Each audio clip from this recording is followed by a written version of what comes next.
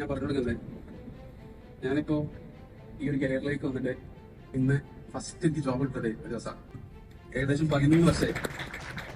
ഞാൻ pass out ആയിട്ട് 13 വർഷമായി.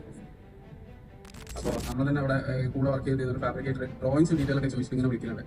അപ്പോൾ അങ്ങനെയാണ് അവിടെ മിംസിന്റെ ഒരു വർക്ക് വരുന്നത്. അപ്പോൾ മിംസിൽ എനിക്ക് പരിചയമുള്ള പറയുന്നത്, കാരണം ഞാൻ സൈറ്റിൽ സൂപ്പർവൈസിങ് കൂടെ നോക്കിയിരുന്നു.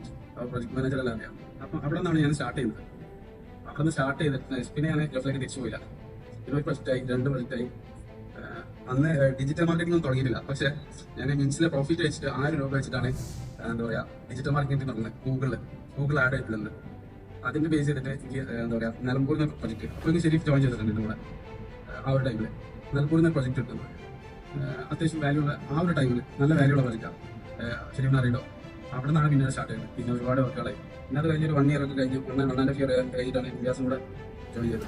അപ്പോഴേക്കും നമുക്ക് ഐഡിയാസ് ഒന്നുമില്ല, എങ്ങനെ ഡെവലപ്പ് ചെയ്യണമെന്നോ അല്ലെങ്കിൽ എന്താ പറയുക കമ്പനി ഗ്രോ ചെയ്യണമെന്നോ അതിനെക്കുറിച്ചൊന്നും എനിക്ക് യാതൊരു ഐഡിയ ഇല്ല.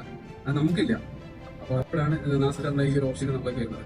ആ ഒരു 1 ഇയർ നമ്മൾ ശരിക്ക് എന്താ പറയുക ഒരു വിഷന്റെ ബേസിൽ നമുക്ക് ചെയ്ത് നോക്കാം. അപ്പോൾ നമുക്ക് 100% ഒന്നും എക്സ്പെക്ടേഷൻസ് ഒന്നുമില്ല. ഇതുവരെ പോകുന്നത് എക്സ്പെക്ടേഷൻസ് ഒന്നും ഇല്ലാതെ നമ്മൾ വർക്ക് എടുക്കും, പ്രോഫിറ്റ് എടുക്കും, ഷെയർ ഇങ്ങനെ പോവാം, അത്രയേ ഉള്ളൂ.